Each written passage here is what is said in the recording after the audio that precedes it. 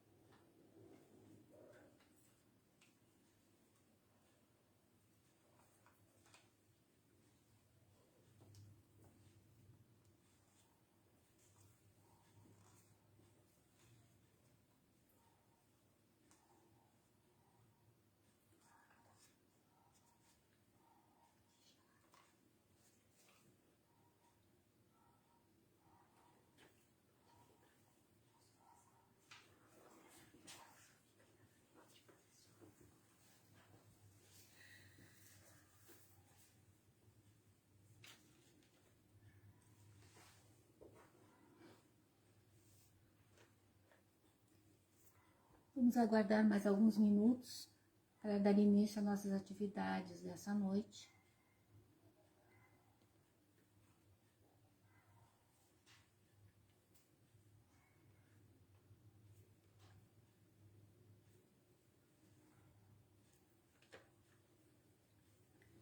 Boa noite a todos novamente. Sejam todos bem-vindos à nossa casa e à nossa apresentação pelo Facebook. Que tenhamos uma palestra direcionada a esclarecer e consolar todos aqueles que estão nos assistindo na nossa casa Luz, Paz e Caridade, que ela está na Fernando Borba 250, no bairro Ipanema. Vamos iniciar com a nossa prece inicial, rogando que a todos elevem seus pensamentos a Deus e a Jesus, pedindo permissão para dar início às nossas atividades, contando com a presença dos benfeitores de nossa casa, os nossos amigos espirituais, que certamente estão aqui nos envolvendo com as suas vibrações de amor, de ternura e de esperança, dando a cada um de nós a oportunidade de ouvir os ensinamentos do Mestre, ser consolados por eles e assim, com esse sentimento de levar o consolo e o esclarecimento, damos início então às nossas atividades desta noite. Hoje irá ser abordado o capítulo 17, item 9. Existem homens superiores e homens inferiores, que nos será apresentado pelo Marcelo. Obrigado, Rosane. Boa noite a todos. Meu nome é Marcelo e eu vou conduzi-los na nossa atividade de hoje à noite.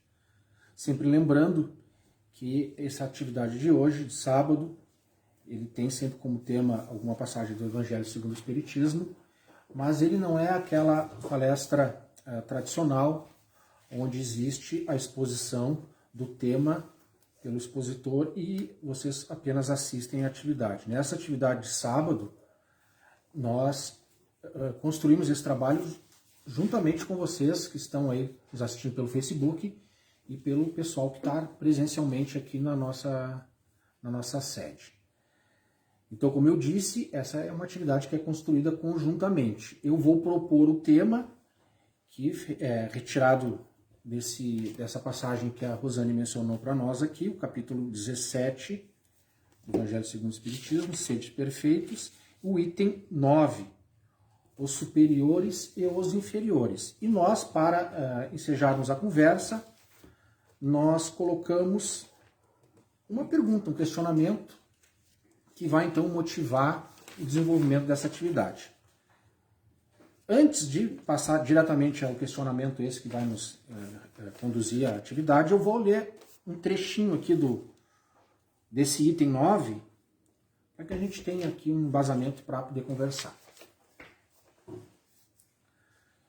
Diz o texto: a autoridade, tanto quanto a riqueza, é uma delegação de que terá de prestar contas àquele que se ache dela investido.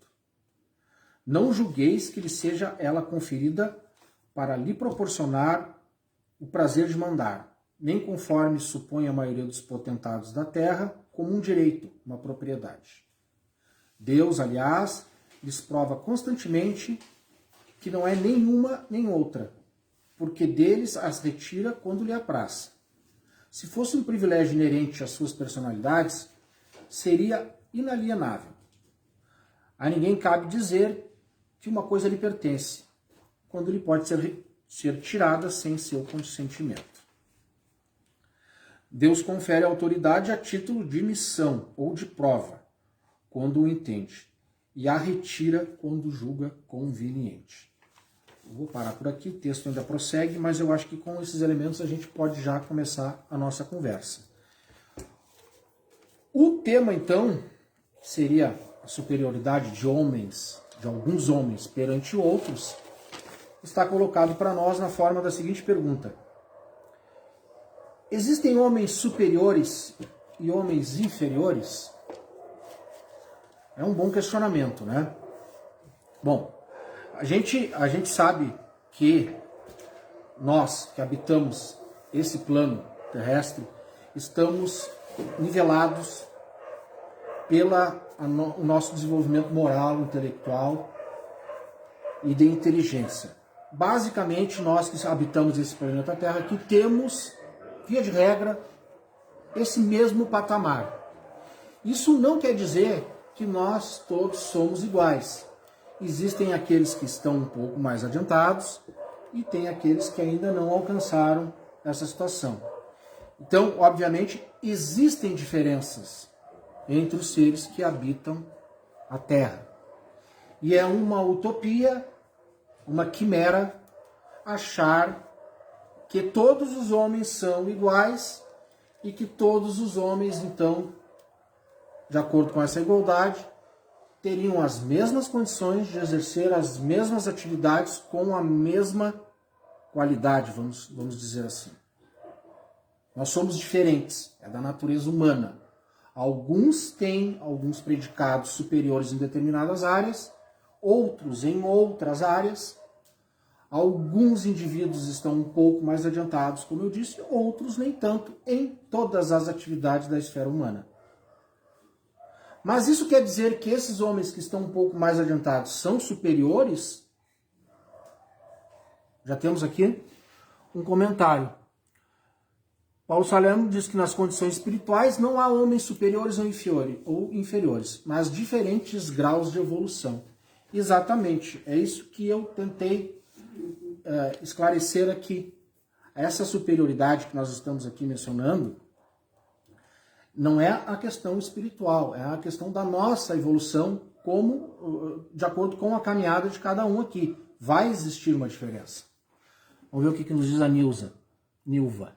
Não, existem homens. Devemos lembrar que somos espíritos encarnados e nossas ações é que são de ordem superior ou inferior. Eu vou pedir uma ajuda da Regiane, porque eu não estou conseguindo... ou inferior. Sendo assim, vou retomar para não perder o raciocínio. Não, existem homens. Devemos lembrar que somos espíritos encarnados e nossas ações é que são de ordem superior ou inferior. Sendo assim, de acordo com a nossa evolução espiritual, mantemos em atitude superior ou de inferioridade, quando agimos de acordo ou desacordo com a lei da evolução moral. Perfeito, Nilva, é exatamente isso que a gente está tentando colocar aqui. São as nossas ações que vão determinar o nosso grau de superioridade ou de inferioridade, ou de evolução ou involução. O nosso comportamento que vai determinar essa situação. A Jane nos diz: o destino de todos é a perfeição, mas nos encontramos em estágios diferentes nesta construção. Um dia todos atingirão o mesmo patamar. Perfeito, Jane. Então a gente já compreendeu que essa diferença ela está na ordem do nosso comportamento. Mas quando a gente consegue perceber a nossa sociedade, a gente vai ver o seguinte: existem homens que estão em situações hierárquicas mais elevadas. São aqueles que mandam, sejam eles em cargos políticos, na sociedade em geral sempre existem os líderes, aqueles empresários que conduzem as empresas, líderes sindicais, líderes religiosos. Sempre existem pessoas que estão num cargo ou numa posição de superioridade. Existe algum equívoco nessa situação? Isso está errado? O que tu acha, Jane? Não, estar nessa posição diferente não está errado. É necessário, né? Mas nós não somos todos iguais? Somos todos então por que iguais. alguns estão nessa posição e outros não? Mas é necessário essa hierarquia, né? Para que a sociedade como um todo funcione, ande, né? Se desenvolva. Exatamente. Agora, essa hierarquia material não quer dizer que espiritualmente seja a mesma coisa. Tudo bem, mas a gente não está falando só de hierarquia material. Porque existem, às vezes, situações em que um menos desfavorecido materialmente conduz um que está mais favorecido materialmente. Os cargos políticos são um exemplo disso, né? Muitas vezes pessoas com menos posses materiais conduzem pessoas que têm muito mais posses materiais.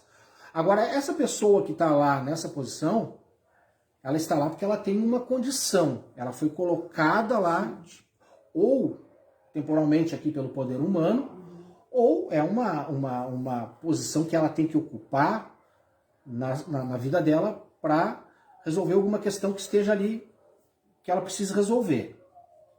Certo? O que a gente está tentando entender é o seguinte: existe alguma anomalia nessa situação de um homem precisar ser conduzido por outro? Se existe algum equívoco perante a lei divina? Não. Vamos ver o que o pessoal está comentando aqui.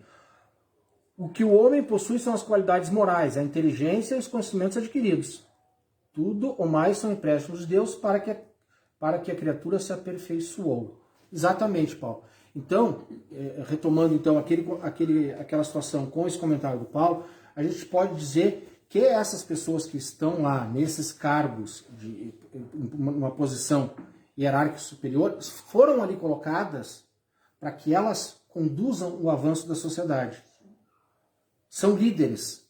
E nós, como humanos, na condição atual que vivemos, precisamos desses líderes que são, às vezes, mais desenvolvidos intelectualmente, moralmente, ou só com essa capacidade de liderança, para aglutinar os demais para um fim comum. Lembrando que nem toda liderança é positiva. Nem toda liderança é positiva, com certeza. Intelectualidade não é sinônimo de moralidade. Também não. Moralidade é uma consequência da inteligência, é um estágio posterior, né? A gente adquire primeiro a inteligência e essa inteligência vai nos conduzir a um comportamento moral melhor. É um estágio anterior, nós ainda estamos nesse estágio, né?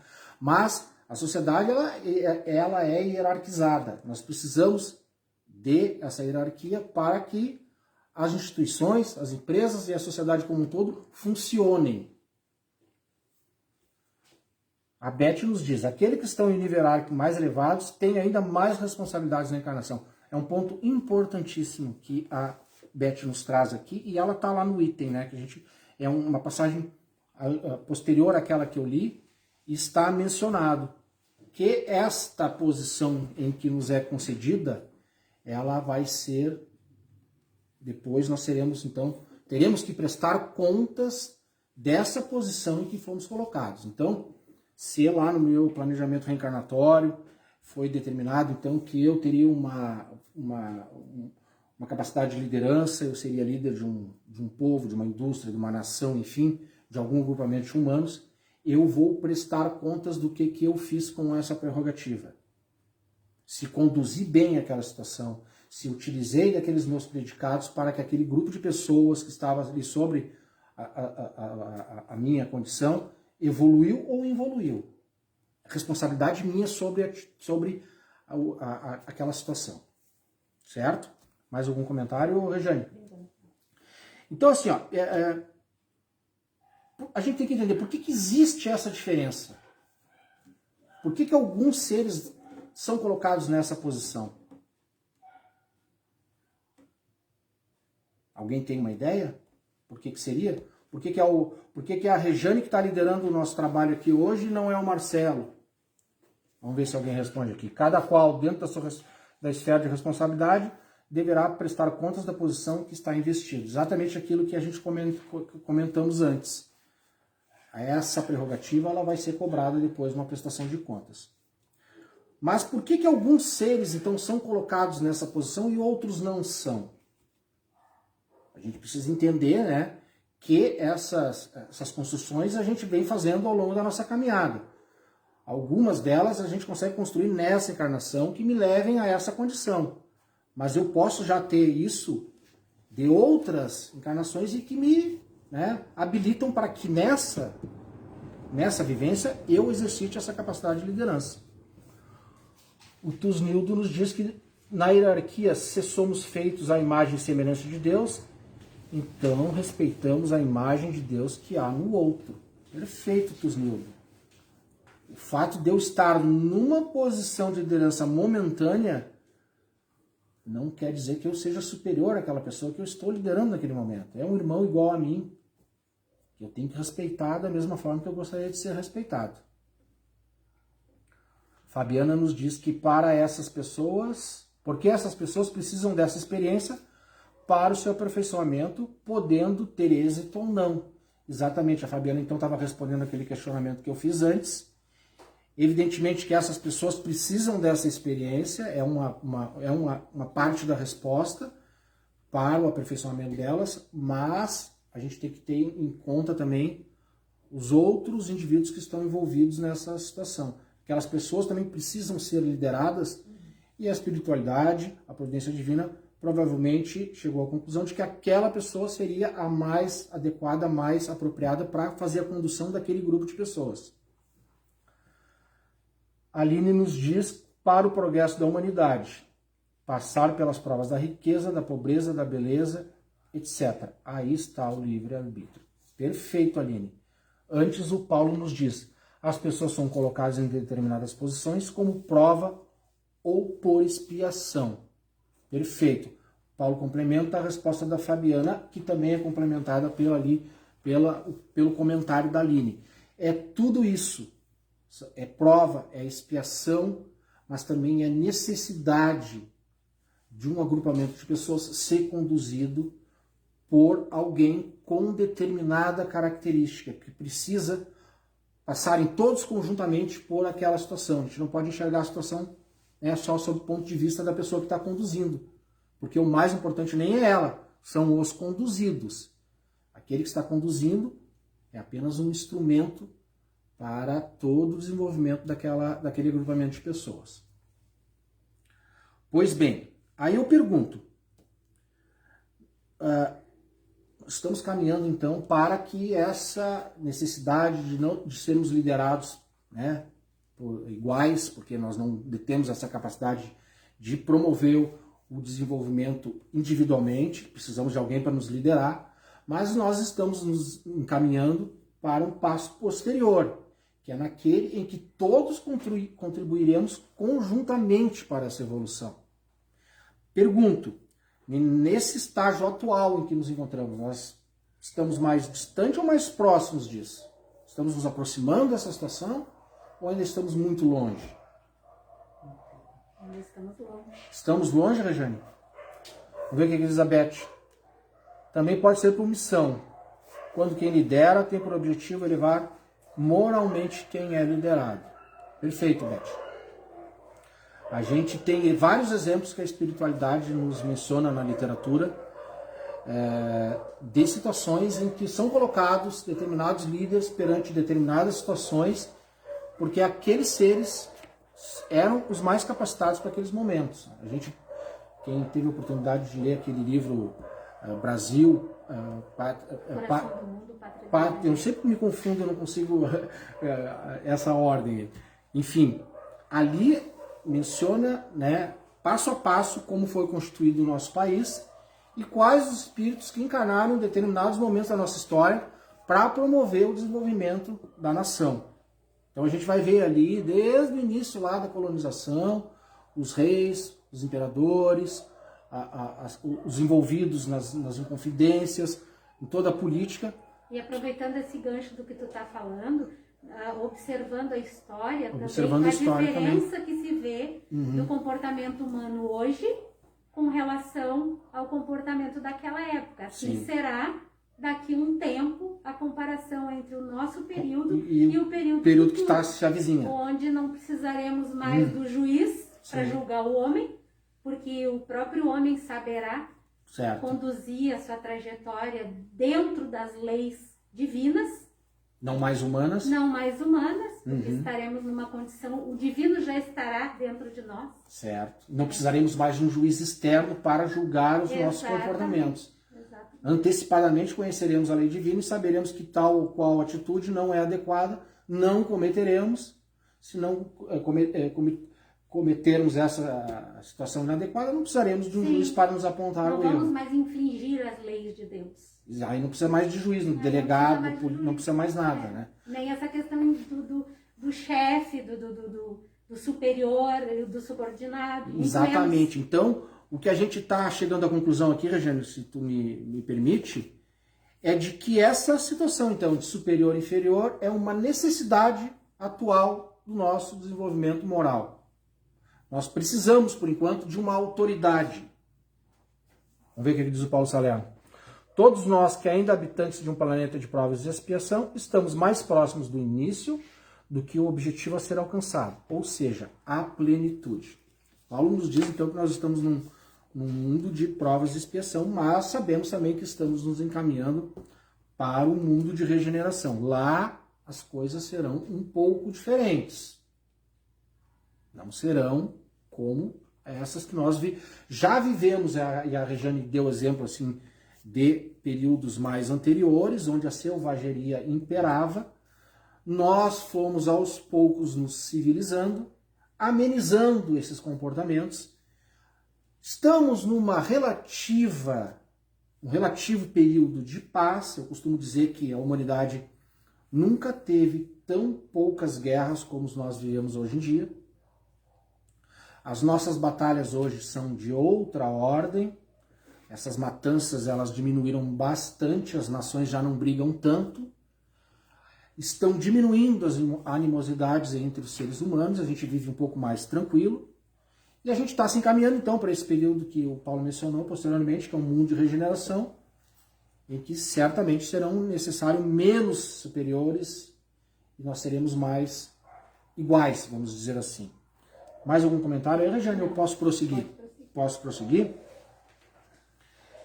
Então a gente chega a essa conclusão de que é uma necessidade então do nosso caráter moral atual, essa necessidade de ter um chefe, um superior que nos conduza. Essas pessoas então são colocadas lá em postos chaves da sociedade para alavancar o desenvolvimento. A gente vê lá aquele empresário que tem sob o seu jugo lá inúmeros trabalhadores, e que se não fosse ele aglutinar aquela aquela empresa não teria tantos empregos, não geraria tanta riqueza para as pessoas, não geraria tantos impostos, não movimentaria o mercado e auxiliaria tantas pessoas. Essas pessoas não são colocadas lá nesses pontos-chave gratuitamente, elas têm uma missão, que é o de desenvolver a humanidade. Sempre lembrando que vai ter que prestar conta dessa situação. Paulo nos diz que no mundo regenerador não será necessário assumir as próprias responsabilidades. Perfeito. nós já precisamos, nesse momento, assumir as nossas responsabilidades. Já é uma característica que nós temos que observar desde agora.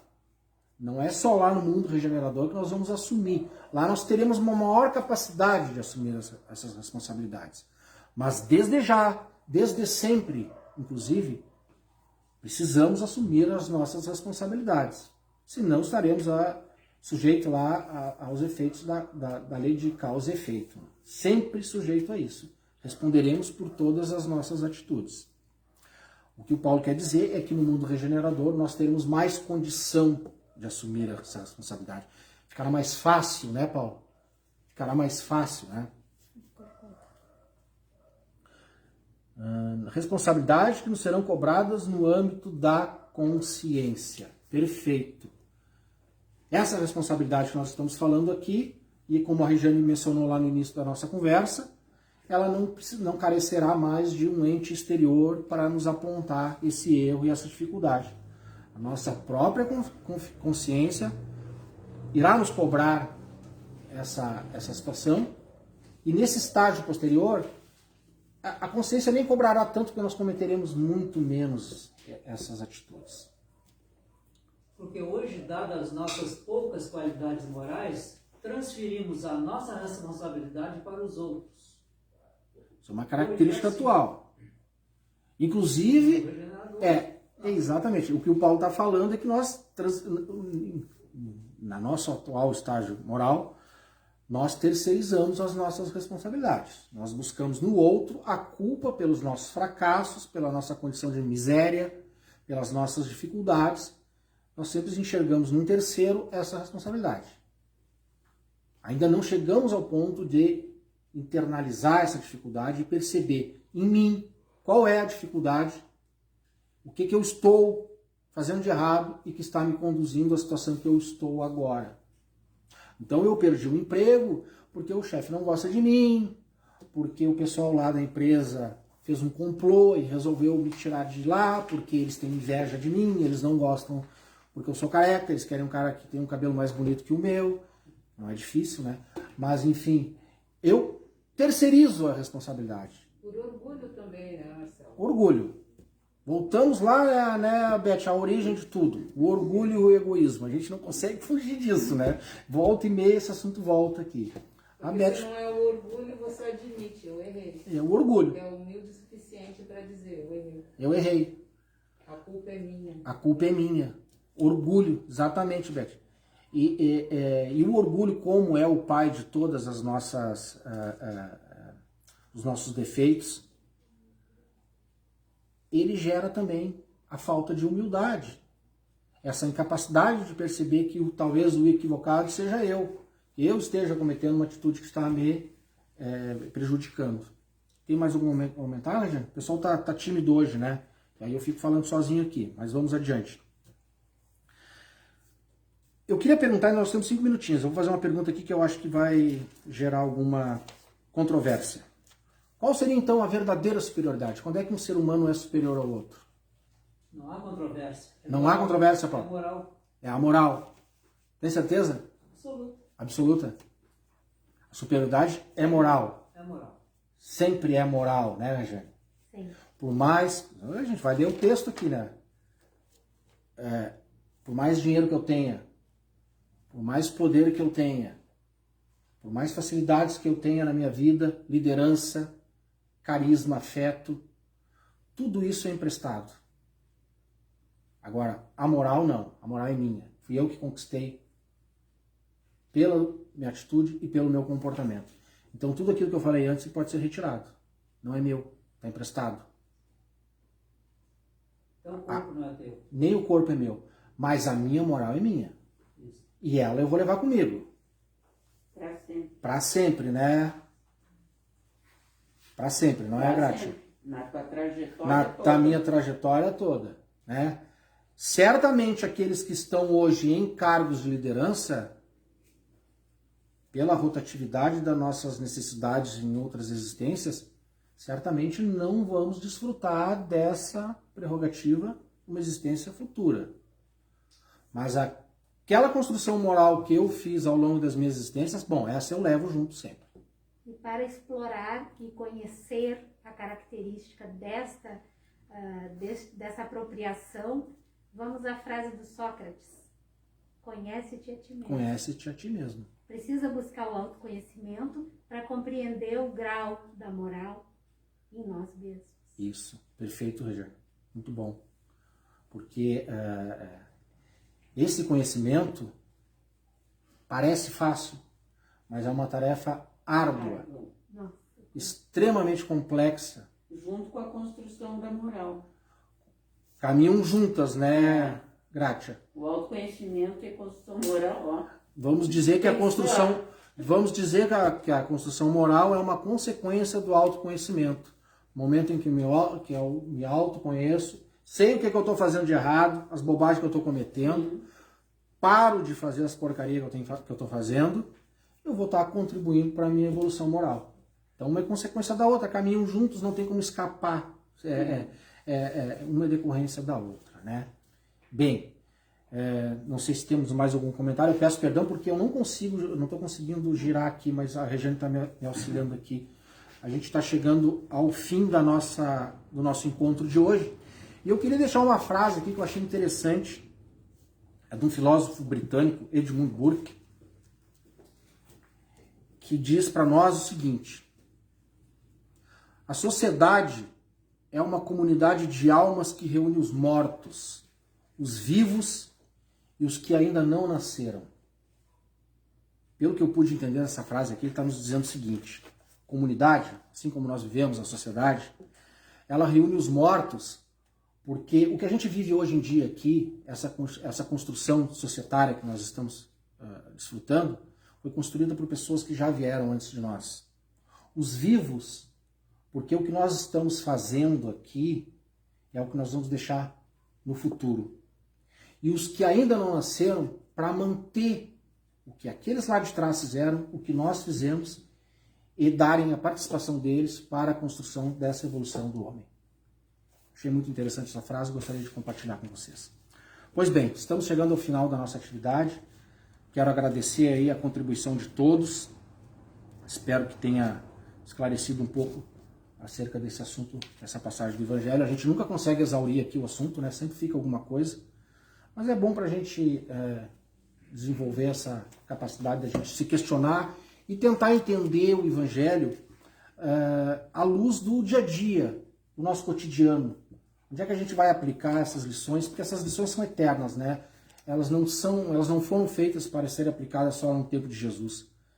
O que nós temos aqui é a lei divina, e ela é imutável.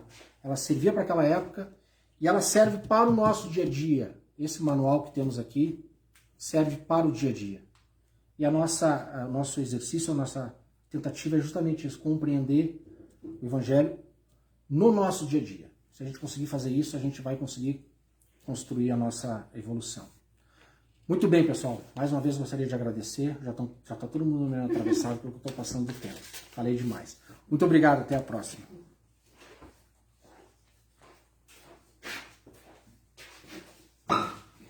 Obrigado, Marcelo, por ter nos dado esse esclarecimento e certamente de muita utilidade para nós.